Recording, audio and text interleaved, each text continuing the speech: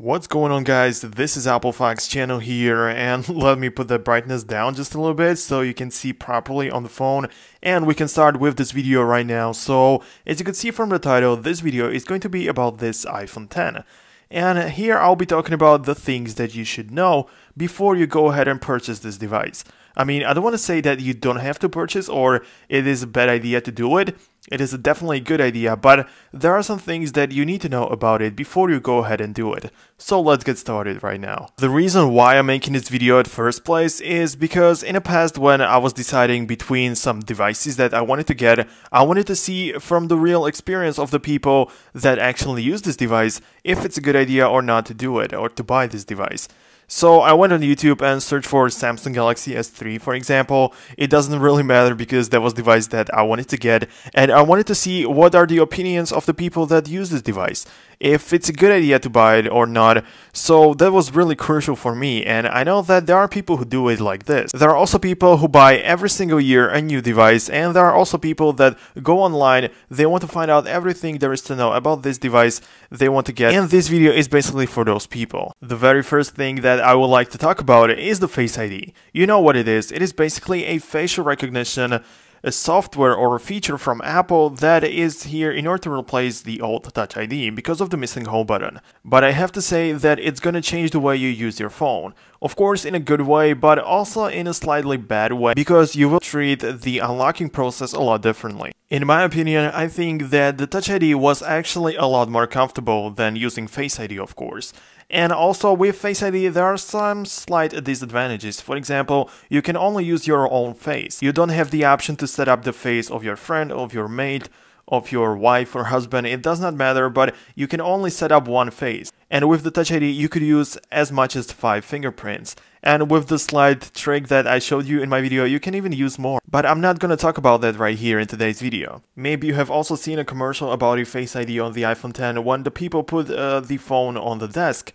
And when they're standing next to the desk, the phone is able to unlock it based on their face. I mean, it can happen that it works, but it's not all the time, like definitely. It doesn't always unlock the phone like that. So when you put it on the desk like this and you are standing next to the desk, it doesn't always like unlock the iPhone. Most of the time you need to stretch out your head in order for the iPhone to actually read your face, so it's not that comfortable. And also, not talking about the dark, because it doesn't always do it in the dark. They also claim that it's gonna work, but it doesn't always work.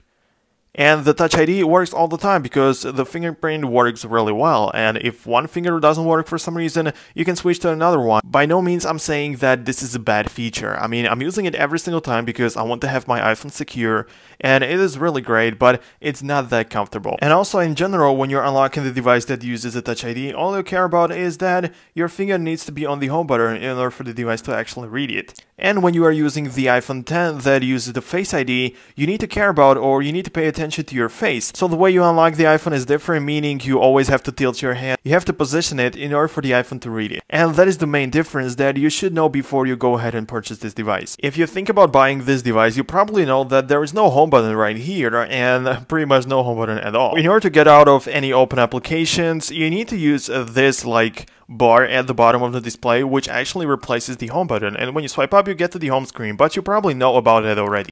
What you may be interested in is how well it works in everyday life, if it won't be that disturbing, or if you will be able to use it in every single day. You know, like if you're planning on buying this device, then you are really interested in this type of content because you want to know if it pays off, if you're going to be satisfied with this. And I need to say that it is different when you first pick up the iPhone X, but after some time, for me it was like 3 days or so of like heavy using of this device, I didn't even notice that it was something different.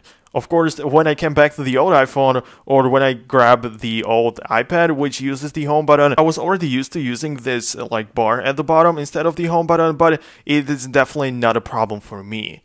Of course, there are some tips and tricks that you need to know about it. So if you want to go to the multitasking panel, probably you know that you need to swipe like this and wait for the actual icons to show up. But there is a quicker way to do it. So instead of waiting there, you need to actually go from the left side and swipe to the right, and you have the icons instantly, which saves you some time, which can really add up. And also, as you could notice here, I actually enabled the, what it is called? It's called reachability. So when you go like this, you can see that the reachability is right there. So it also works even without the home button. Apple found another way of using this cool feature because the display is really tall, especially here on the iPhone X. The next thing I want to talk about are the bunny ears. If you don't know what it is, then you should know that this is how I call the cutout at the top. Actually, not the cutout, but the display that is wrapped around it. So it looks like ears at the top, and this is why I like to go with the bunny ears. If you are new to the channel, then keep in mind that this is how I call it. And also, if you're new, then hit the subscribe button because I post a lot of Apple-related videos, by the way. So if you want to know if it's annoying to me, like, to use a display that is shaped like this, then I need to say that it doesn't matter to me. I know that there are people who use this iPhone, who have experience with the iPhone X, and they're claiming that it is really annoying, especially when reading books online and stuff like that. Let's open up Safari in order to show you what it looks like. So as you can see, when you're reading stuff online, the bunny ears at the top always show you the time and the status bar like at the top, the battery and that kind of stuff. So you always see it like this way. The bottom portion of the display is fully occupied by the news or whatever you're reading. So it doesn't matter, you know, like it doesn't get in the way. So what's the problem? I know that it looks kind of weird and it takes some getting used to, but it's not that problem at the end of the day. A lot of people want to get the iPhone X because of the camera, because of that dual lens camera that we have actually on the backside right here. And I have to say that it takes amazing photos. I mean, you will be blown away with the quality of the photos. But however, there's one thing that could be a lot better in my opinion. Even though it is not as annoying as the bug that I have showed in my previous video. If you want to check it out, then go ahead into the description of this video, you will find a link to that. The thing that I don't like about the camera of the iPhone X is the portrait mode. But don't get me wrong, it works fine, but only as long as you're taking a photo of a person. If you take a portrait mode or portrait photo of anything else besides a person, or pretty much animals, we can say, but if you take a photo or the portrait photo of a thing, it's gonna look terrible, guys. I have to say that. This is what I managed to get. I mean, it doesn't look that terrible right now, but believe me, when I tried to take a photo of another iPhone in the past, I remember that it was so blurry because the iPhone could not easily like recognize what part of the picture should be blurred out and what should be like normal. So that is the main reason that I think that the portrait mode isn't really good. I have even seen a picture online when a person has actually taken a portrait photo of their dog and one of the ears was actually blurred out, but either way it is a really great camera that is able to capture really nice videos, by the way. Really nice travel videos have been made with this iPhone X. So I definitely recommend it, but I think that the portrait mode needs to be worked on. Another thing that you definitely need to know about it is that so many different types of applications will look like this basically. So as you can see, there is a black portion of the display at the bottom and at the top as well. And that is because of the unusual shape of the display of the iPhone X.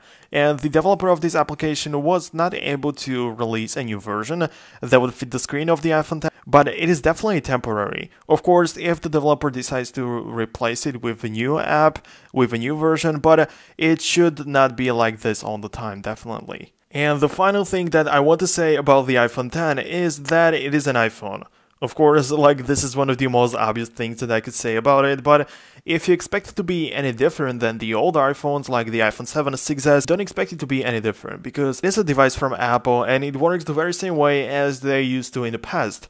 So you get the software updates, you get all of the good stuff, but it works the very same way as the iPhone basically.